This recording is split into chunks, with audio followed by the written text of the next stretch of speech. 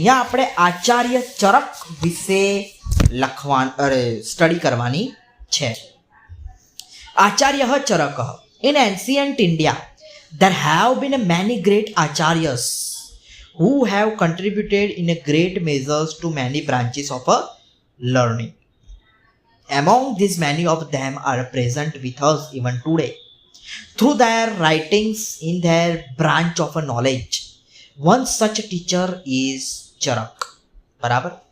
તો હવે ચરક બહુ સરસ ઓબ્ઝર્વેશન છે એમનું ને એમણે જબરદસ્ત રીતે આપણને આયુર્વેદાનું ખાસું નોલેજ આપણને આપેલું છે. Acharya Charak was a great scholar in Ayurveda. He laid the foundation of the science of medicine. As with many other scholars, in the case of Charak too, we have very little knowledge about his personal life. But we do have the book written by him with us to this day. The book written by him in a Sanskrit is called Charak Sanhita. બરાબર. કઈ book લખી છે એમણે? ચરક સંહિતા. Anyone who wants to study Ayurveda will certainly have to read this book. જેને બી Ayurveda study કરવું હોય તો આ બુક તો તમારે રીડ કરવી પડે. In this lesson we will be introduced to this great scholar of Ayurveda. In addition to that, it is also necessary to imbibe an advice of his, as a body without disease is really precious. Each one of us should learn how we can lead a life free from a disease. We can gain this important knowledge from this lesson. બરાબર. તો એમની જે advice છે, બરાબર, જે ખાસ સલાહ એમની છે, બરાબર, કઈ છે? એ છે કે તમે કઈ રીતે ડિસીઝ ફ્રી લાઈફ જીવી શકો છો.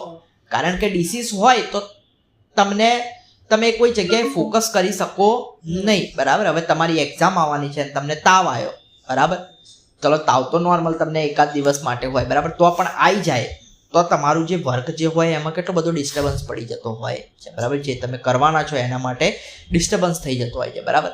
તો ડિસીઝ ફ્રી લાઈફ જીવવા માટે એમણે ઘણા બધા સૂત્રો આપેલા છે, બરાબર. એ સૂત્રો જો તમે ફોલો કરો તો તમે ડિસીઝ ફ્રી લાઈફ જીવી શકો છો, બરાબર. Let's start. શું છે હવે? આચાર્ય ચરક. ચરક નામના પ્રસિદ્ધ આચાર્ય સ્વિસ્તસ્ય પ્રથમ શતાબ્ધામ આયુર્વેદસ્ય મહાન પંડિત સહ Kanishka નૃપતેઃ રાજવૈદ્યઃ આસીત. The famous venerable teacher by the name Charak, a great scholar of Ayurveda, lived in the 1st century AD. He was the royal physician of King Kanishk. બરાબર. તો કિંગ કનિષ્ક જે હતા, બરાબર, એમાં રોયલ ફિઝિશિયન હતા. કોણ? ચરક. અસ્ય આચાર્યસ્ય ચરક સંહિતા નામક સુપ્રસિદ્ધઃ ગ્રંથઃ વર્તતે. આયુર્વેદસ્ય પ્રાચીન મતેષુ વિશ્વવિખ્યાતેષુ ચ ગ્રંથેષુ અસ્ય ગણાના ભવતિ. તો કહે છે કે of this great teacher there is a very famous treatise named Charak Sanhita, and it is counted among the most ancient world famous treatise of Ayurveda. Of this great teacher there is a very famous treatise named Charak Sanhita, and it is counted among the most ancient world famous treatise of Ayurveda. બરાબર. તો એમણે જે ગ્રંથ લખ્યો એનું નામ શું હતું? ટ્રીટાઇઝ. ટ્રીટાઇઝ એટલે ગ્રંથ, બરાબર. ગ્રંથનું નામ શું હતું? ચરક સંહિતા. અને આયુર્વેદાનો સૌથી જૂનો અને વર્લ્ડ ફેમસ ટ્રીટાઇઝ છે. વર્લ્ડ ફેમસ ટ્રીટાઇઝ છે. अस्मिन् ग्रन्थे सूत्रस्थानं निदानस्थानं विमानस्थानं शारीरस्थानं इन्द्रियस्थानं चिकित्सास्थानं कल्पस्थानं सिद्धिस्थानं चेति अष्टि प्रकरणानि सन्ति. एतेषु सर्वेषु प्रकरणेषु सम्मिल्य विंशत्युत्तर 120 अध्यायाः सन्ति. In this treatise there is 8 sections such as કેટલા છે આ ગ્રંથની અંદર 8 સેક્શન્સ છે બરાબર. such as સૂત્ર સ્થાનમ, પછી નિદાન સ્થાનમ, વિમાન સ્થાનમ, શરીર સ્થાનમ, ઇન્દ્રિય સ્થાનમ, ચિકિત્સા સ્થાનમ, કલ્પ સ્થાનમ, સિદ્ધિ સ્થાનમ. બરાબર, આ 8 સેક્શન છે. કયા કયા? સૂત્ર સ્થાનમ, નિદાન સ્થાનમ પહેલું સૂત્ર, પછી નિદાન, પછી વિમાન, પછી શરીર, પછી ઇન્દ્રિય, પછી ચિકિત્સા, પછી કલ્પ અને છેલ્લે સિદ્ધિ. બરાબર, 8 સેક્શનના નામ યાદ રાખવાના છે. કયું છે પહેલું? સૂત્ર, નિદાન, ચિકિત્સા, શરીર, સિદ્ધિ, વિમાન, કલ્પ અને હજુ એક 7 થયા. વિમાન, કલ્પ, ઇન્દ્રિય. બરાબર, આ સેક્શન છે ગ્રંથની અંદર. આપણે ટેક્સ્ટ બુક ની અંદર આવે ને અનુક્રમણિકા, એના જેવું ઇન્ડેક્સ જેવું. Among all this sections there are totally 120 chapters. કેટલા છે? 120 chapters. अस्य ग्रंथस्य प्रमाणं 12 महस्त्र श्लोकात्मकं वर्तते. अत्र प्रायः सहस्रद्यम् औषध्योगानां विस्तृतं व्याख्यानमस्ति. अस्मिन् व्याख्यान उत्तर रक्तपित्त उन्माद अतिसार प्रमेहादीनाम उदसिरी हरदिदीनाम च रोगाणो निवारकानि विनाशकानि व औषधानि उल्लिखितानि सन्ति. एवं हि मन्यते यत् भारते औषध विज्ञानस्य प्रवर्तकः अयमेवाचार्यः. The size of this treatise consists of 12,000 verses. કેટલા છે આની અંદર? 12,000 વર્સિસ આપેલા છે. સૂત્રો, શ્લોકો કેટલા? 12,000. ઓહો 12,000. That is the detailed description of a composition of approximately 2,000 medicines. શું કીધેલું છે? 2,000 medicines ની composition ત્યાં આપેલી છે. કેટલી? 2,000 medicines. In this description, the medicines that cure and eradicate the disease such as fever, leprosy, frenzy, dysentery, diabetes, etc. and the disease of abdomen, head and heart are mentioned. બરાબર, તો 12,000 versus છે. ટ્રીટાઇઝ નું નામ શું છે? ચરક સંહિતા. ચરક સંહિતા ટ્રીટાઇઝ છે. એ ટ્રીટાઇઝ ની અંદર 6 સેક્શન છે. કેટલા? 6. બરાબર, અને કેટલા? 120 ચેપ્ટર્સ છે. સોરી, સેક્શન 8 સેક્શન છે. 8 સેક્શન છે અને 120 ચેપ્ટર્સ છે અને એની અંદર 12,000 વર્સિસ છે અને 2,000 મેડિસિન્સ ની પ્રોસેસર આપેલી છે. In this description, the medicines that cure and eradicate the disease such as fever, leprosy, frenzy, પછી dysentery, diabetes, બરાબર, આ બધી બીમારીઓ જે છે થતી હોય છે, બરાબર, એ બધી દૂર કઈ રીતે થાય એના માટે. The disease of abdomen, head, heart are mentioned. Indeed, in this way, this vulnerable teacher alone is considered to be the founder of pharmacology in India. બરાબર, ભારતની અંદર ફાર્માકોલોજીની શોધ કરનાર એકલા. બરાબર, આના માટે શું હોવો જોઈએ? ગુજરાતીમાં આપણે કહીએ તો દુહો હોવો જોઈએ ને. દુહોમાં આપણે શું વાત કરેલી? એ જ વાત કરેલી ને, એકલવીર. બરાબર, તો teacher alone is considered to be the founder of a pharmacology. આખી ફાર્માકોલોજી આખા એમણે એકલાએ જ એમને ક્રેડિટ ચાહી છે. બરાબર, નિખિલમપી આયુર્વેદ સાહિત્યસ્યમ આચાર્યસ્ય ચરકસ્ય ઉચ્છિષ્ટમિસ્તિ અથઃ च आयुर्वेद शास्त्रीयं यत् ज्ञानं चरक संहितायां वर्तते तदेव सर्वत्रे वर्तते चरक संहितायां यत् नास्ति तत् कुत्रापि न वर्तते. All the literature on Ayurveda is left over of Acharya Charak, and whatever knowledge pertaining to Ayurveda is there in Charak Samhita, the same is seen everywhere in all other books. Whatever is not in Charak Samhita is not anywhere. બરાબર? એટલે શું કીધું છે? આયુર્વેદનું બધું literature એક બાજુ અને ચરક સંહિતા બરાબર. જેટલું બી આયુર્વેદની અંદર છે અત્યાર સુધીમાં જે બી છે એ બધું જે બેઝ કહેવાય ને એ શું છે? ચરક સંહિતા. અસ્ય કેચન ઉપદેશાः સ્મર્તવ્યાः સन्ति તદ્યથા મનુષ્યઃ કેન પ્રકારેણ રોગરહિતઃ ભવિતોમ અર્હતિ તે વિષયે ઉપદિશતિ આચાર્યઃ.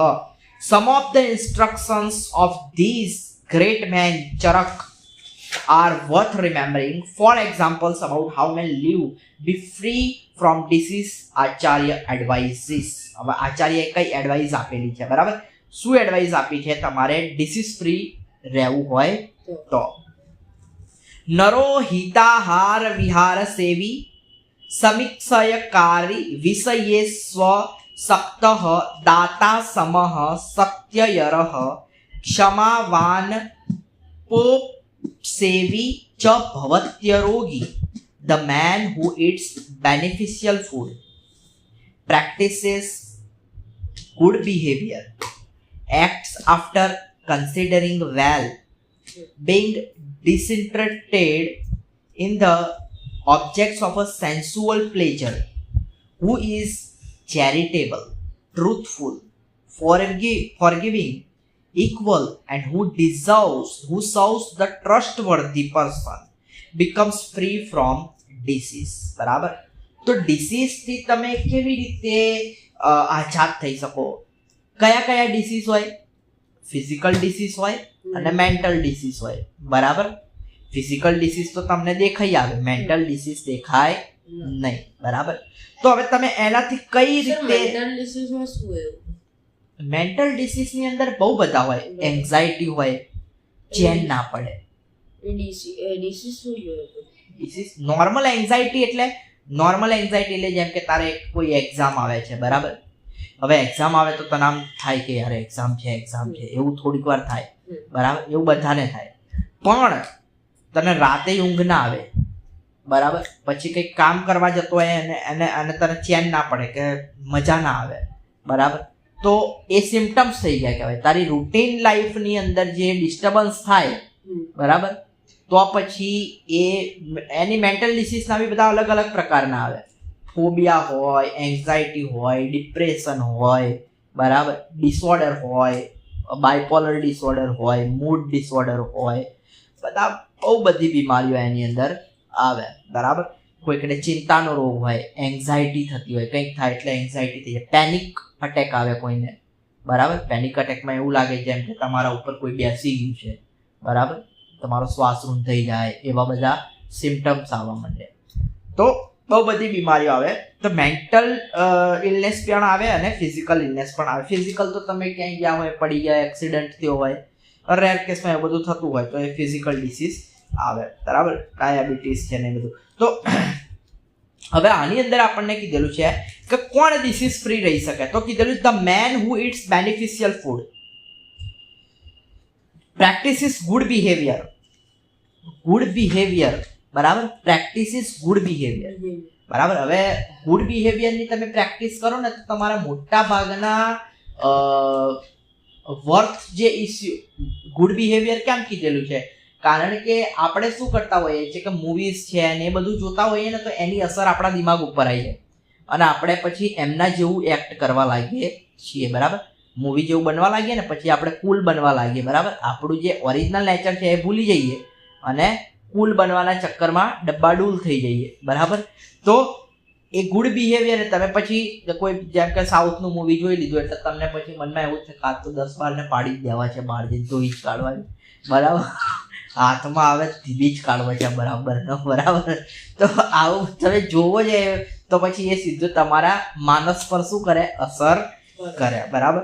તો પછી એ બેડ બિહેવિયર થાય પછી તમારે ઘણી બધી મેટર થઈ જાય, પછી એ સીધું તમારા માઇન્ડ ઉપર ઇફેક્ટ કરે, પછી તમારું ડિસ્ટર્બન્સ ક્રિએટ થઈ જાય, એ બહુ લોંગ જર્ની થઈ જાય, બરાબર.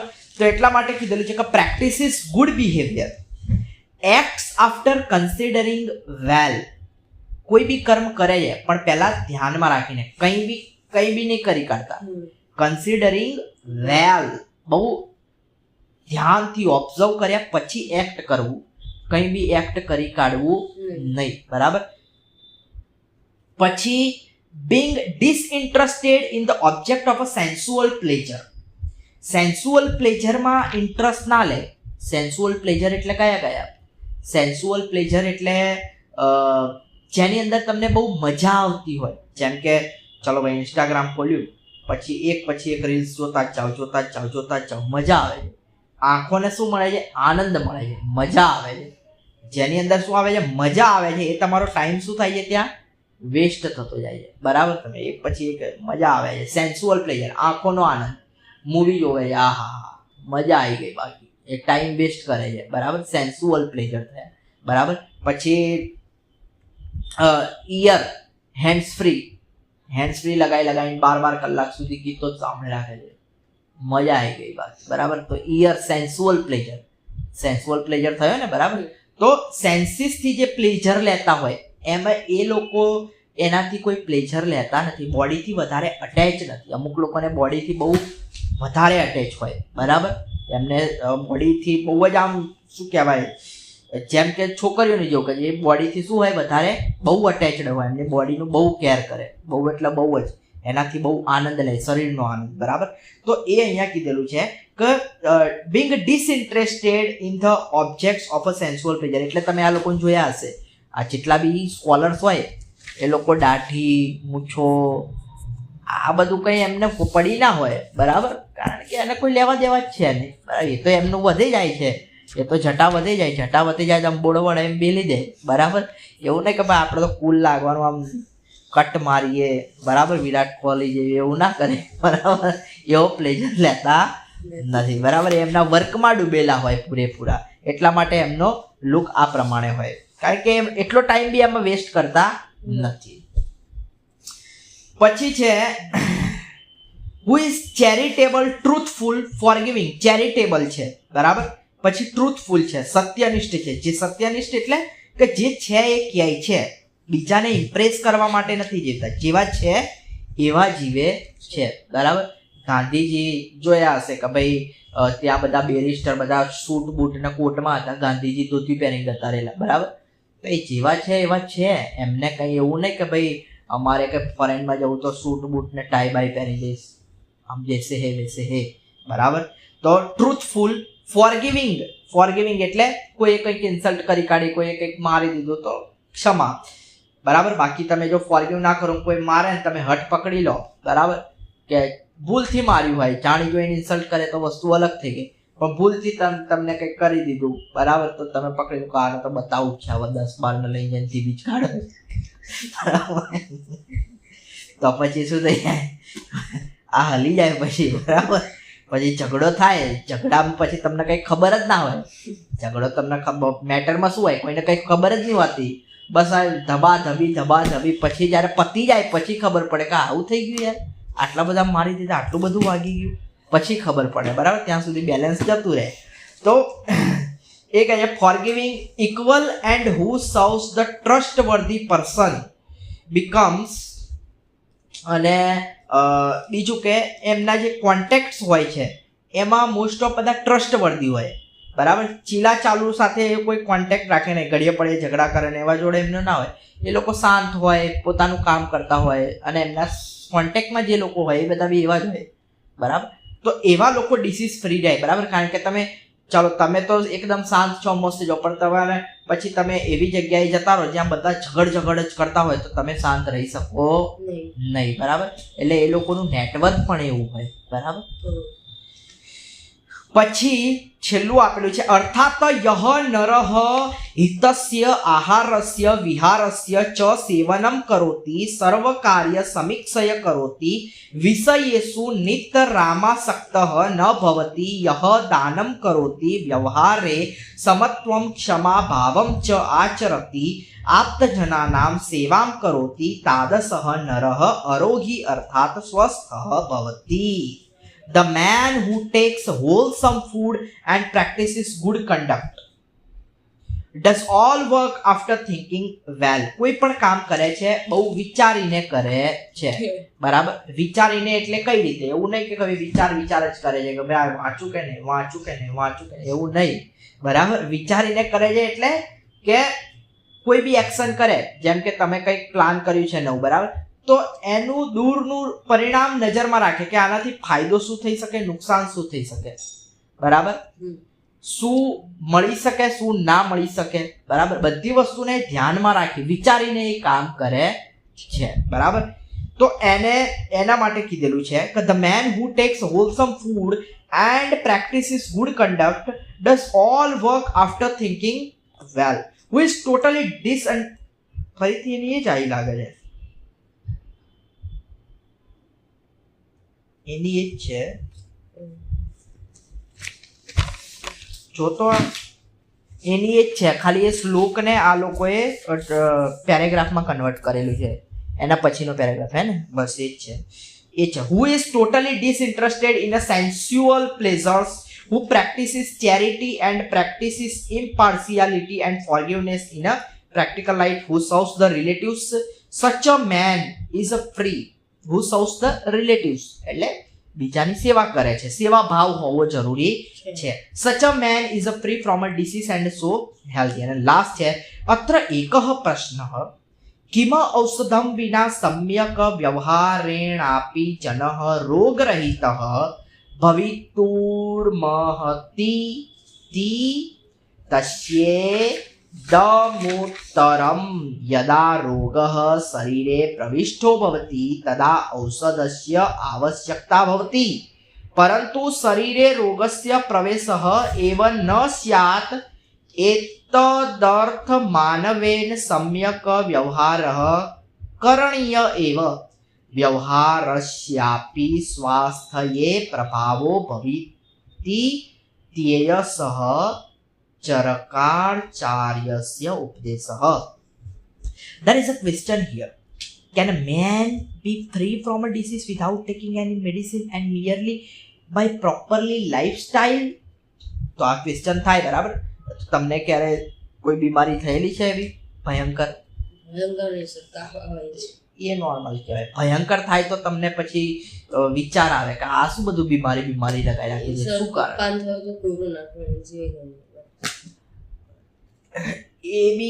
એ તો અમુક ટેમ્પરરી ટાઈમ માટે જ હતો ને, પણ તો બી એ હાર્ડ જ કહેવાય, બરાબર.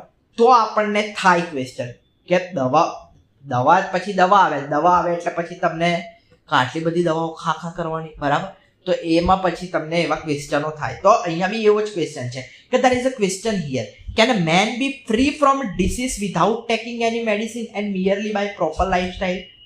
તો કે કોઈ દવા જ ના લેવી પડે અને ખાલી લાઈફસ્ટાઈલ બદલીએ. લાઈફસ્ટાઈલ એટલે તમે સવારે જે તમારું રૂટીન છે એમાં તમે ચેન્જીસ કરો અને દવા જ ના ખાવી પડે, તો એવી રીતે ડિસીઝ ફ્રી રહી શકે છે? The answer is as follows. શું કીધેલું છે? When a disease enters the body, medicine is necessary. બરાબર. આપણે ગમે તેટલું કેર કરો, ગમે તેટલું પ્રોટેક્ટ કરો, બટ ઇટ ઇઝ નેચર, બરાબર. નેચરમાં ગમે તે થઈ શકે છે, બરાબર. એવું તો ખબર જ ના હોય આપણને કે આની એટમોસ્ફિયરની અંદર કેટલા એવા ઇન્સેક્ટ હશે, બેક્ટેરિયા હશે, બરાબર. કોને ક્યાંથી કેવી રીતે જઈને શું અટેક કરી શકે એનો આપણને કોઈ આઈડિયા હોય નહીં, બરાબર. તો એટલા માટે કીધેલું છે કે when a disease enters the body, medicine is necessary. બોડીની અંદર જેવું એન્ટર થાય તો ડિસીઝ જેવો આવ્યો, મેડિસિન લેવી પડે compulsory. But in order that disease should not enter the body, પણ પાણી પહેલા પાળ બાંધવી જોઈએ, બરાબર. પાણી આવે એની પહેલા પાળ બાંધી દેવી જોઈએ, બરાબર. તો એમ કહે છે કે but in order that disease should not enter the body in any way the man should adopt the proper lifestyle. પહેલે તો તમારી લાઈફસ્ટાઈલ હોવી જોઈએ. લાઈફસ્ટાઈલ એટલે કેટલા વાગે ઉઠવું, કેટલા વાગે સૂવું, બરાબર, કેટલા વાગે જમવું, ટાઈમ નક્કી હોવો જોઈએ. એવું નહીં ભાઈ ભૂખ લાગી એટલે ચલો પિઝા ખાઈ લઈએ, બરાબર, પકોડી લાવી જોઈએ તો ઉપડી ગયા થર નહીં, એવું નહીં, બરાબર. ટાઈમિંગ હોવો જોઈએ તો તમારી બોડીને ખબર પડે કે આટલા ટાઈમે મારે ખાવાનું છે. ખબર 12 વાગે તો 12 વાગે જ ખાવાનું, એની પહેલા નહીતર પછી તો બોડીમાં પછી અલગ અલગ રીતે ડિસીઝ થવાના ચાલુ થાય, બરાબર. કાં તો તમને કંઈ ખબર જ ના હોય ખાવા પીવાનું ને બધો ટાઈમ તોય લોચો થઈ જાય, બરાબર. તો એટલા માટે કીધેલું છે કે the man should adopt the proper lifestyle હોવી જોઈએ. It is Charak's advice that even the lifestyle is the important factor that influences well-being. Man તો શું છે? લાઈફસ્ટાઈલ, બરાબર. ખાવાનો, સૂવાનો અને ઉઠવાનો ટાઈમ તમે વ્યવસ્થિત રાખો, બાકી બધું થઈ જાય બેલેન્સ.